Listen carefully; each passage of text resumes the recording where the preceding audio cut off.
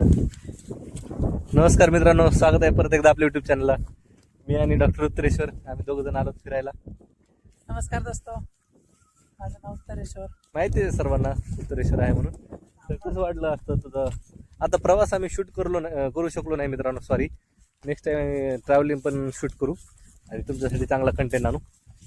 आम्ही जस्ट मोकळ्या वेळामध्ये फिरायला आलेलो आहोत. बघूयात काय डोंगराव काय सापडतं काय नाही. या आशेने आलो की डोंगराव एक 50 लाखाची बॅग सापडत आणि त्याला 25 लाख आणि मला 25 लाख. पण भेटलं काय आम्हाला याचं तर मी हे बी करू शकत नाही. लोकांनी इथे येऊन घाण केलेली. निसर्ग सोडला नाही. नॅचरल कॉल आहे पण ठीक आहे, तो घरात नॅचरल कॉल करा, निसर्गात नका करू. ते पण डोंगरावर मस्त हवेशीर सोडून दिलेले. असं काम करू नका मित्रांनो.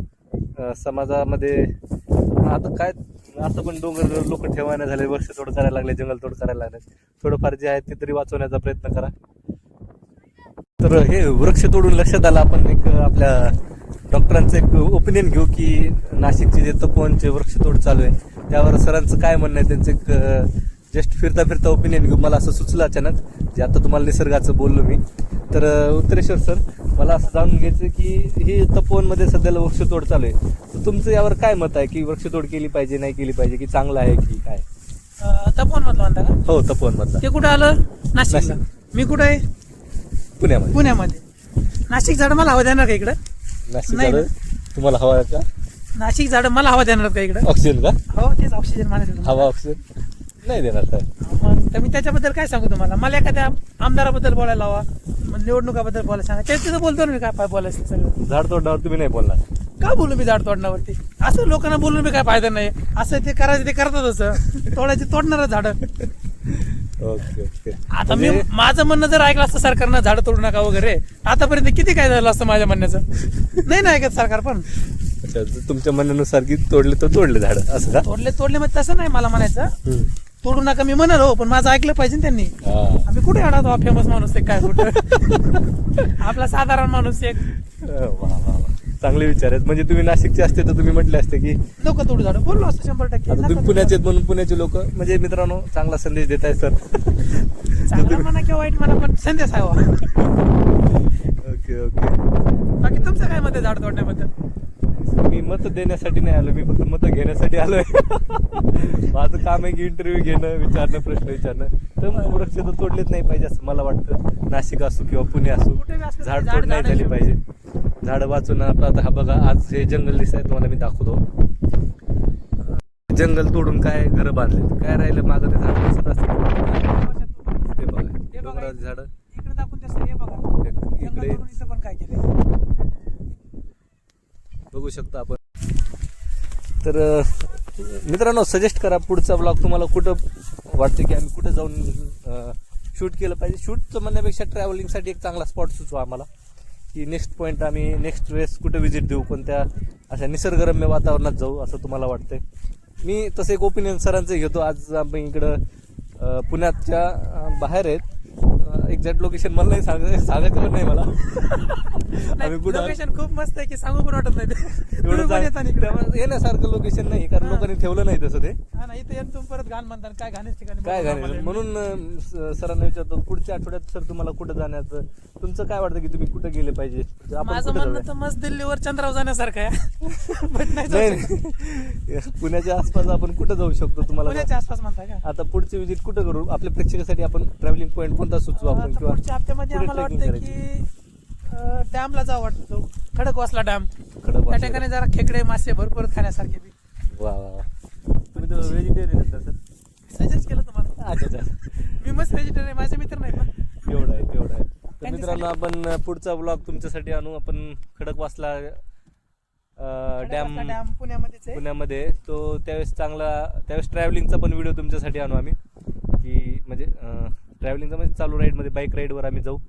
सर असतील, मी असेल, अजून एक आमच्या मित्राचा बेस्ट. आणि हा, ते येणार आहेत पुण्यामध्ये भेटायला, तर त्यांना घेऊन जाऊ आम्ही तुमच्यासाठी एक खास व्हिडिओ तयार करू. खडकवासला डॅम, तिथलं हॉटेल वगैरे, त्यांच्यासाठी तुम्हाला अजून तुम्हाला पण काही सुचवा असं वाटत असतं कमेंटमध्ये सुचू शकता. पुण्याच्या आसपास 100 किलोमीटर रेडियसमध्ये तिथं तुम्ही जाऊन ब्लॉग वगैरे बनवा, असं काही. तर आम्ही बराच वेळ झाला आता या निसर्गाचा स्वाद घेतलाय, निसर्गरम्य वातावरण, हा खूप छान आवाज चालू आहे. सुगंध पण खूप छान होता. हा स्वाद नाही घ्यायचा आम्हाला.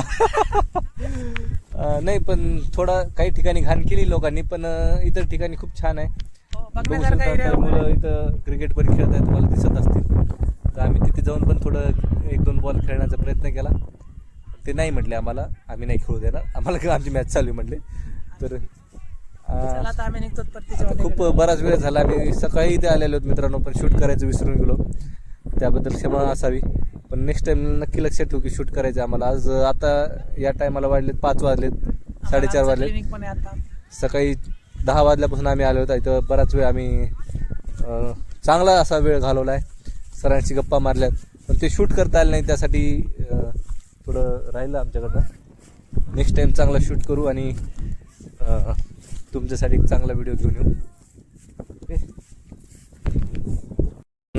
खाली उतरतोय डोंगरावरनं. हां व्हिडिओ घेतल्याने तर काही सुचत नाही बोलायला. काय नाही, हा चालू असते. आता डोंगरावर उतरतोय. इथे मी जॅकेट काढलं होतं स्वतःचं. जॅकेट उचलतो मी आता एकदा. मी चावी घेतो गाडीची. गाडीची चावी. ओके चला. हळूहळू चालतो. हो सांभाळून सर, सांभाळून. मोठं खूप मोठी ट्रेकिंग आहे आता. उतरायला जवळपास 15-20 मिनटं तरी लागतील आम्हाला. खूप मोठा घसरणीचा रस्ता आहे. घसरणीचा रस्ता बघू शकता तुम्ही इथं आता. तर सर सांभाळून जा. आणि सर घसरले होते सर. चला मी पण एकदम स्लोली उतरण्याचा प्रयत्न करतो.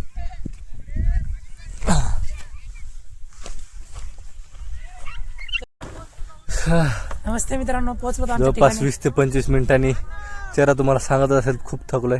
तसं उतरताना एवढा त्रास होत नाही, पण तरी तरी पण 15-20 मिनिटाचा तुम्हाला असं दाखवलं असतं मी. तो खूप मोठं डोंगर आहे, बघू शकता तुम्ही. हा अर्धाचाही दिसतोय. ह्याच्या पलीकडे आणखी जाऊन थोडा खाली डीप करून परत आणखी वरती आहे. डोंगराच्या पलीकडे एक मोठा डोंगर आहे. आता मी छान काय होता तशी आलो म्हणून ते बघायचं. लक्षात येणं झालं. हां सरांना काहीतरी सांगायचं मित्रांनो. आता जे आम्ही सकाळी आलेलो 10 वाजल्यापासून, तर ओव्हरऑल एकंदरीत सर्व बघितलं तर एक नंबर झालं सर्व काही. अनुभव छान होता. अनुभव छान झाला. ते शब्द आठवत नव्हता अनुभव. ओके म्हणजे ओव्हरऑल एक्सपिरियन्स छान होता. तर तुम्हाला असंच आम्ही आठवड्यातून जात जाऊ घरी फिरायला. तुम्ही सांगायचं आम्हाला. मायला चिमणीने घाण केली वाटते. निसर्गात आलते ना, मग तुम्ही घाण करणारच, चिमणी असो किंवा माणसं असो. माणसं तर करतात, निसर्ग सोडला नाही माणसाने. तर आम्ही आता रिटर्न निघालोय आता बाईक काढून. ओके